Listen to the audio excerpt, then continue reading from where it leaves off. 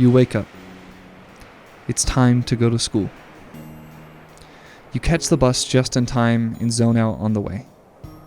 10 minutes pass, and you step off into a burst of color as you walk through the arched doorway of the neighborhood community garden. This is your classroom. You swap your sneakers for boots and go to greet your expert. You find them hunched over a blackberry bush, steadily snipping away. You talk and share what you'd studied the previous day. Your expert explains with precision and passion how everything connects. Content, you head over to help the other apprentices and find out what else you may learn today. The day passes by. Lunch comes, and you talk about a time before, when school was a place and teachers taught from textbooks, whiteboards, and computer screens. You head home. You're with your people, in your place. You go to sleep. And then you wake up. And remember that this isn't actually how it is. But you know it can be. And you know it should. Across a variety of different post-capitalist communities envisioning a better future for the world, you may have heard of something called a library economy. Now, the goal of today is to discuss a future envisioning of this idea of a library economy, something beyond just a local economy scale, a library education of sorts, something referred to as village schooling, something that takes the lineage name of the idea of homeschooling and scales it to a system that is focused on using people as resources. The books in a village school are people themselves who likely own books themselves as well. And today we'll be looking at a traditional library and trying to understand the philosophy that guides it, to use it to guide our vision of a better education system. Now, libraries and library economies by extension are founded on the idea of equality and equity, lending resources to the community to support them as much as possible in a fair and equitable way. It's literally the idea of sharing with your community to support everyone so they can continue supporting each other. That's the idea, equality. But more often than not, you'll find that the sentiment surrounding the idea of education is less like that and more like this. It's for all, but is it really? The conversation becomes one discussing whether or not education really is equitable or even equal. Well, predominant education systems are ones founded on hierarchy, the idea of elitism and structure, a pyramid scheme of sorts. Village schooling is an answer to that problem, a solution to that issue. Looking at the movement towards privatization and the consequence of that being homeschool, village schooling pulls from the homeschool ideology of decentralizing education and returning the right to educate to families and, most importantly, communities specifically. Now, the idea of village schooling is one that doesn't exist just to be an opposite or an anti to the current education system. Instead, it's one that's evolved and engineered specifically to support communities in a world where not everything is driven by profit. Much of the ethos of village schooling goes back to the classic phrase that you might expect it to have come from: it takes a village. When talking about parenting and schooling and any services that support the well-being, needs, and growth of children, the phrase comes up often that it takes a village. That original phrase centers on the fact that children do best when they're raised in context of a community. Everyone has their hands full with a toddler. And if the community can come together to support the growth and success of those children, communities will strengthen themselves from the inside out. For all of my fans of theory, semiotics, epistemology, and other big words that I don't understand, you'll be happy to know that village schooling is guided and rooted in actual psychological and developmental theory surrounding learning and education. It is, in fact, pedagogically sound. The main influence for village schooling is Lev Vygotsky, okay? Lev Vygotsky was a Jewish Russian kid that was raised secular nonetheless. So this kid's got like really complicated backgrounds. He grew up in Soviet Russia, and he didn't like literal Marxist psychology. He didn't like the idea of just rooting everything in the word of Marx. He didn't want to sort of prophetize the guy. He just wanted to focus on what the data was showing. And especially, Lev Vygotsky was really focused on social cultural learning. The idea that learning isn't just learning, it's enculturation. a given person's community and context in which they grow up in has an impact on how they develop. And most importantly, he came up with the idea of something called the zone of proximal development. The zone of proximal development is a really simple idea that a lot of people can get. It's the gap between where you are in your learning and where you need to get. And the answer to spanning that gap is other people's help. In village schooling, this would be the help of experts, and the apprentices would be the ones whose zones need that extra help and support. Now, in the modern context, there's this thing called the cultural historical activity theory, or CHAT.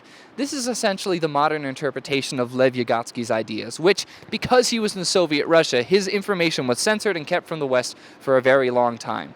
Cultural historical activity theory is essentially that people's psychology is shaped by the community, and their psychology shapes the community back in a relationship that goes two ways.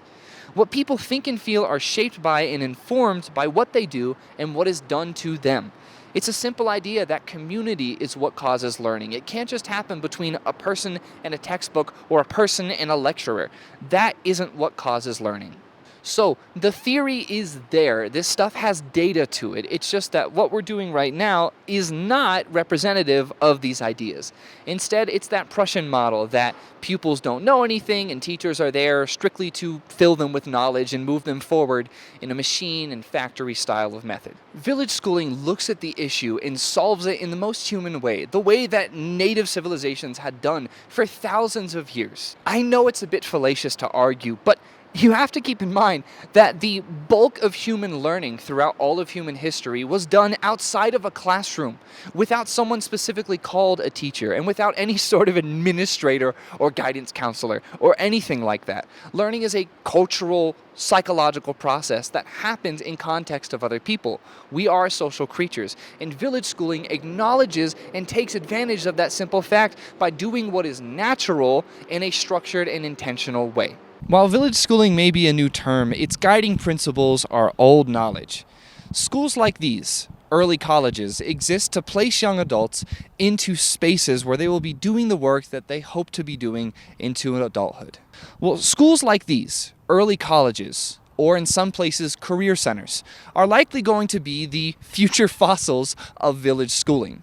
Places like these are guided by the same principles as village schooling.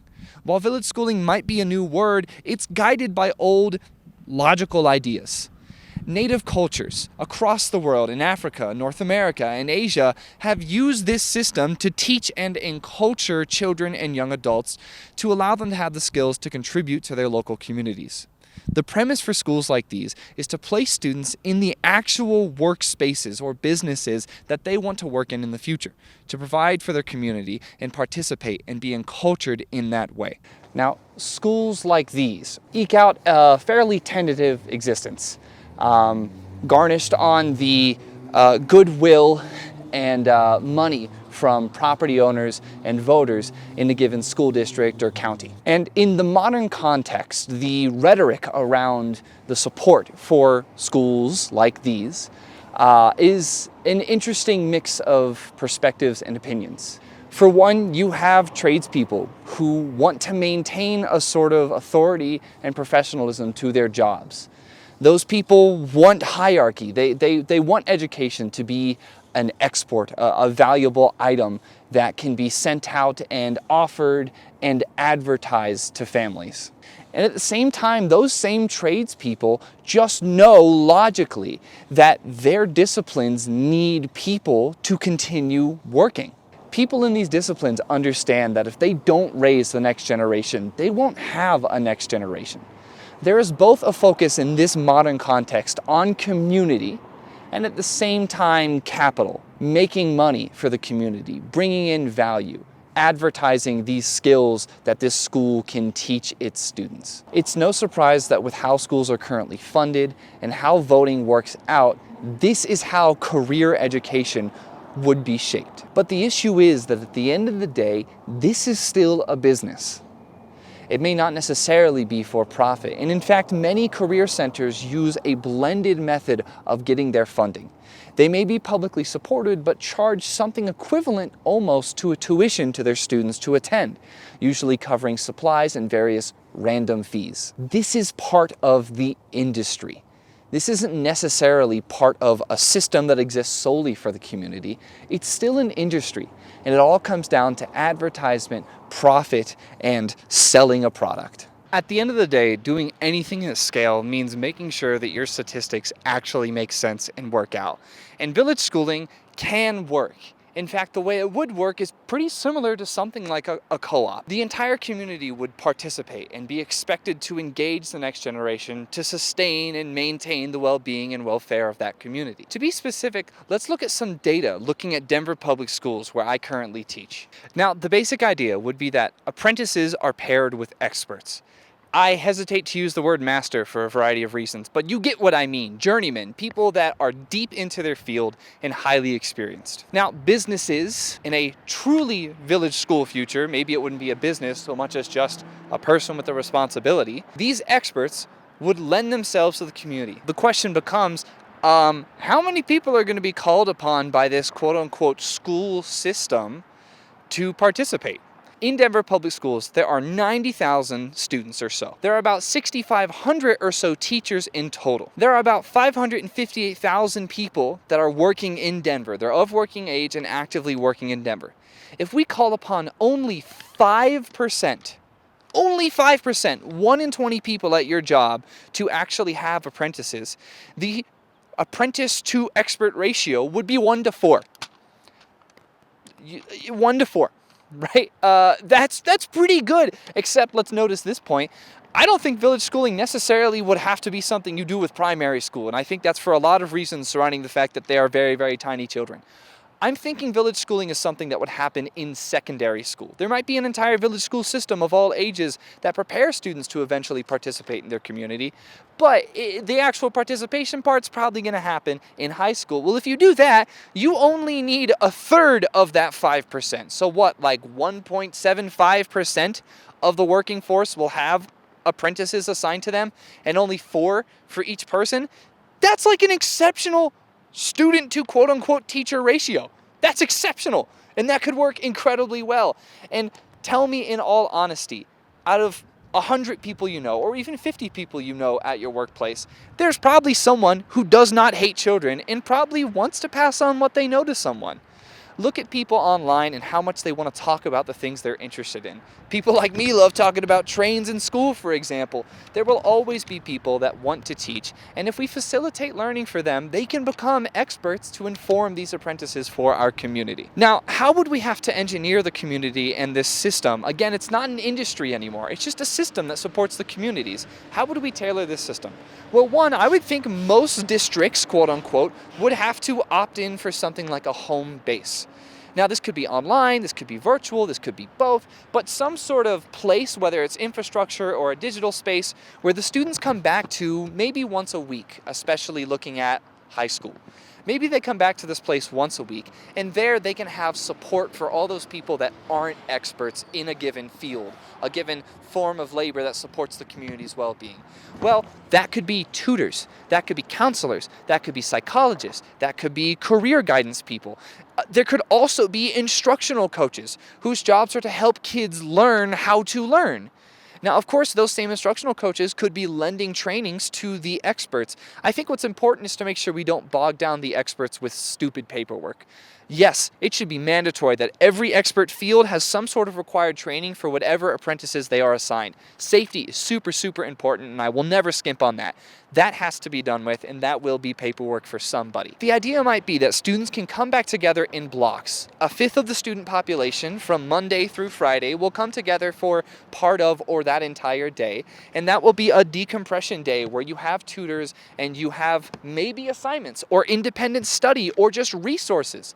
And these home bases could be anything. In the Midwest, it could be a dead mall that gets turned into eminent domain or something like that. It could be an old mega church. It could be a library that gets souped up to support these students better. As long as there's a place for the people to come back together and have some sort of consistent structure and other supports beyond just the expert in that field, I think the system really could work. You would have to assume that prior to this high school grade level, not even age, because again, village schooling should not be locked down to age, Prior to this level, kids have really good literacy and math skills, which, that's a joke, but that's because the current system doesn't work. In a village schooling system, you would really get things done and have them happen in a way that matters. So you'd have to assume kids are literate. You'd have to assume experts are literate. Then you would generally prompt and encourage experts to find selected texts, works that they've used in their field of work that help them do their job better. I imagine it on a work site. There's the trailer on the work site, and there's like 7 books somewhere. And that's like, hey kids, check those out when you're in free time or at lunch or whatever, or any other time.